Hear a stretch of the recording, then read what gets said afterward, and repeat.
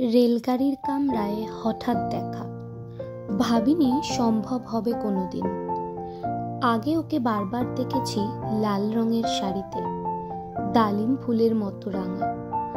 আজ পরেছে কালো রেশমের কাপড়, আঁচল তুলেছে মাথায়, দোলন চাপার মতো চিকন গৌর মুখখানি ঘিরে। মনে হলো কালো রঙে একটা গভীর দূরত্ব ঘনিয়ে নিয়েছে নিজের চারদিকে, যে দূরত্ব সর্ষে ক্ষেতের শেষ সীমানায় শালবনের নীলাঞ্জনে। থমকে গেল আমার সমস্ত মনটা। চেনা লোককে দেখলেম অচেনার গাম্ভীর্যে। হঠাৎ খবরের কাগজ ফেলে দিয়ে আমাকে করলে নমস্কার। সমাজবিধির পথ গেল খুলে। আলাপ করলেন শুরু, কেমন আছো, কেমন চলছে সংসার।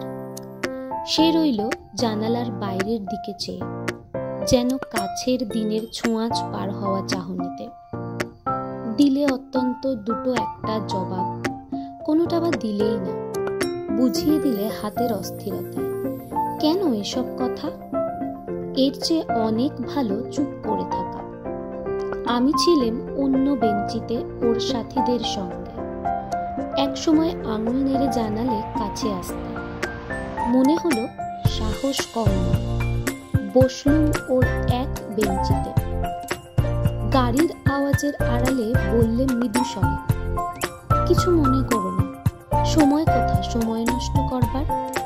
আমাকে নামতে হবে পরের স্টেশনে, দূরে যাবে তুমি, দেখা হবে না আর কোনোদিন। তাই যে প্রশ্নটার জবাব এতকাল থেমে আছে শুনবো তোমার মুখে। সত্য করে বলবে তো? আমি বললাম বলবো। বাইরের আকাশের দিকে তাকিয়েই শুধলো, আমাদের গেছে যেদিন একেবারেই কি গেছে?